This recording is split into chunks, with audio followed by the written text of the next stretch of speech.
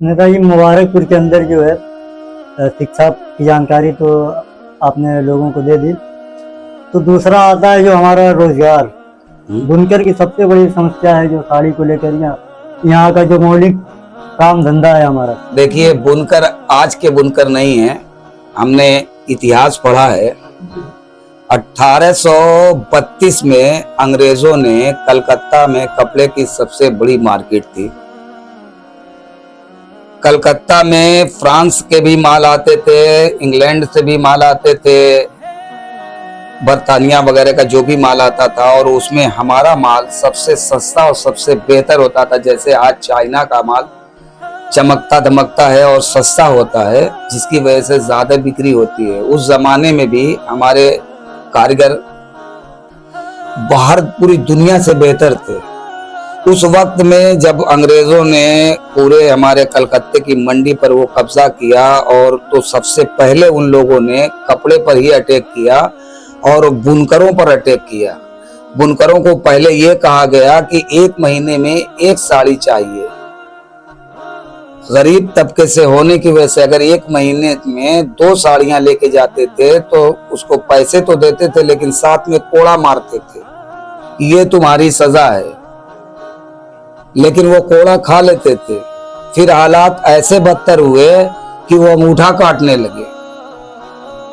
रहेगी ना डबल बना पाओ। हाँ, अंगूठा काटने लगे, और ये सिलसिला 47 तक चला। 47 के बाद अंग्रेजों ने देखा कि भूख आदमी लड़ सकता है, भूख मतलब हर चीज से लड़ सकता है, लेकिन भूख से नहीं लड़ सकता। तो उन लोगों ने हिंदुस्तान के बुनकरों को इंग्लैंड और अपने वहां ले जाकर अपना माल तैयार करवाने लगे, और फिर वो माल फिर इंडिया में लाने लगे। फिर भी वो महंगा पड़ता था। इस तरीके से जो चीज 1821 से लेके 57 तक चली हो, वो आपने लॉकडाउन में देखा होगा। बिल्कुल वही सिस्टम जी, कि कम से कम साड़ी लाना है, कम से कम साड़ी लाना है, इतनी ही साड़ी लाना है, यही करना है। और लॉकडाउन में जितनी महंगी जमीन, जितनी बड़ी जमीनें कस्बे के हमारे लोगों ने, हमारे ही लोगों ने अपने लोग बेची, हाँ, ली है, खरीदी है। मेरे ख्याल से कि कभी उतनी जमीनें नहीं खरीदी होंगी। और ये एकदम सच हकीकत है। बुनकर क्षेत्र कौन कौन सा था मैं आपको बता रहा हूँ। मऊ आइमा का नाम आप सुने? जिस तरीके से मुबारकपुर में बुनकारी हो रही है, एक जमाने में मऊ आइमा में एक कस्बा मऊ आइमा कस्बा है इलाहाबाद में।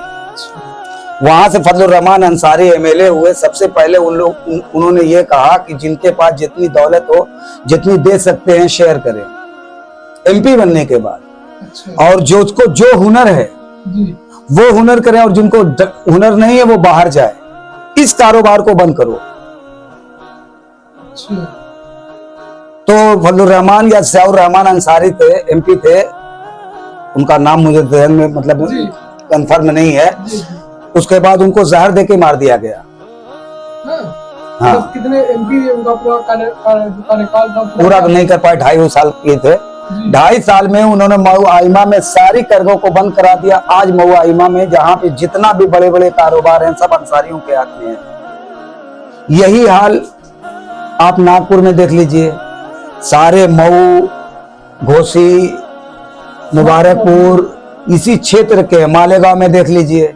अब जो ये मंडी बची हुई है, हम लोगों को जो अंसारी का ये कारोबार जो बचा हुआ, वो इस वक्त 3 जगहों पर बचा हुआ। मुबारकपुर, मऊ, मालेगांव, जहां पे इनकी वही हाल है जो अंग्रेजों के जमाने में थी, जो लॉकडाउन में थी। तो ये कारोबार घरेलू कारोबार है। इस कारोबार से निकलना पड़ेगा, इस कारोबार से हटना पड़ेगा, और इसके लिए एक अच्छा रहबर चाहिए, एक अच्छा नेता चाहिए।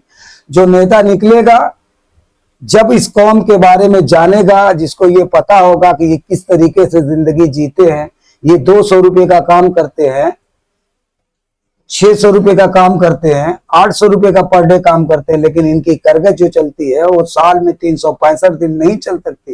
ये एक ऐसा कारोबार है कि ज्यादा से ज्यादा 200 दिन चल सकता है। अब 165 दिन ये कैसे कवर करेंगे? अगर 600 रुपए का काम करते हैं, 200 दिन काम किए हैं और 165 दिन का घाटा वो कैसे पूरा करेंगे? अगर 600 का काम किए हैं, 400 रुपए का खाए हैं, 300 रुपए उनको बचती है, जो 165 दिन काम नहीं करते वो पैसे खाएंगे तो कर्जदार होंगे कि नहीं होंगे? और जो लोग कर्जदार हो जाएंगे वो हदीसें हैं, एक नहीं कई हदीसें हैं जिसे कि कर्जदार कभी तरक्की नहीं कर सकता। और हम बुनकर बिल्कुल कर्जदारी में डूबे हुए हैं और हमको कर्जदार बनाकर हमसे काम लिया जा रहा है। इस कारोबार से हमें निकलना होगा आहिस्ता आहिस्ता, चाहे जैसे भी निकले। इससे मतलब हाँ। बुनकर से आप तो नेताजी कुछ लोगों का मानना है कि हम इसको बढ़ाएंगे और बुनकर को तरक्की देंगे। देखिए, बुनकर की तरक्की हुकूमत दे सकती है, बुनकर की तरक्की राजनीति दे सकती है, बुनकर की तो राजनीति आपके अंदर है ही नहीं है। पसमानदगी से अगर बाहर निकलना है तो नेतागिरी के मैदान में आगे होना जाकर अगर गवर्नमेंट कोई एक स्कीम भी निकालेगी आपके लिए तो आप फौरन तरक्की कर जाएंगे। और आप चाहे कितनी भी मेहनत कर लें, तरक्की नहीं कर सकते। बिल्कुल जो लोग कहते हैं कि मतलब है मिलाद कराने से अच्छा ये है कि मतलब तो शादी कर दिए होते, उनको मालूम होना चाहिए कि एक शादी, और अगर हुकूमत में हम पहुंच गए तो हम हजारों शादी कर सकते करा हैं। सकते हैं, बिल्कुल। एक शादी 2 शादी कराने से कौम का भला नहीं होगा। इसलिए हुकूमत में हिस्सेदारी होनी चाहिए, राजनीति करनी चाहिए, अपने वोट की अहमियत को समझना चाहिए, रिश्तेदारियों में वोट नहीं करना चाहिए, पैसे वालों को वोट नहीं करना चाहिए, सलाहियत देख के वोट करनी चाहिए। हैं, ये अलग बात है कि आपने उनकी अपने हिसाब से सलाहियत परखी है, वो उस लायक था नहीं या था, लेकिन आप समझ नहीं पाए। ये होता रहेगा, लेकिन आपको फिर 5 साल के बाद मौका मिलेगा, उसको फिर बदलिए, फिर मौका मिले फिर बदलिए। जब तक आपको रहबर ना मिल जाए तब तक बदलना चाहिए। जैसे नेताजी की अभी 2023 का जो उनका टैगलाइन थी कि कारखाने से नहीं कार्यालय से मुद्दे हल होंगे जी, और यही मुझे लगता है कि यही लाइन सबको दिमाग में ये रखनी होगी कि कारखाने से नहीं कार्यालय से मुद्दों पे मतलब हम जीत पा सकते हैं, उसको हल कर सकते तो लेकिन कुछ लोगों के दिमाग में ये भी होगा कि कारखाना मतलब अपनी करगत छोड़ देंगे तो फिर खाएंगे कहाँ से? तो हमें हैं। नेताजी ने कहा कि हम उसको आप वल्लाहु खैरुर राज़िकीन, जी रिस्क देने वाला अल्लाह ताला है। बिल्कुल आपकी कोशिश हमारी होनी चाहिए। कोशिश हमारी- अगर हमने रिस्क मान लिया कि ये बुनकारी ही है, जी जैसे कि हम 1821 से बात कर रहे हैं कि हमने मान लिया कि रिस्क वही है, जी तो वो रिस्क वही है। और अगर हमने अल्लाह पर यकीन किया, हमने रिस्क को तलाश किया तो अल्लाह ताला जरूर देंगे।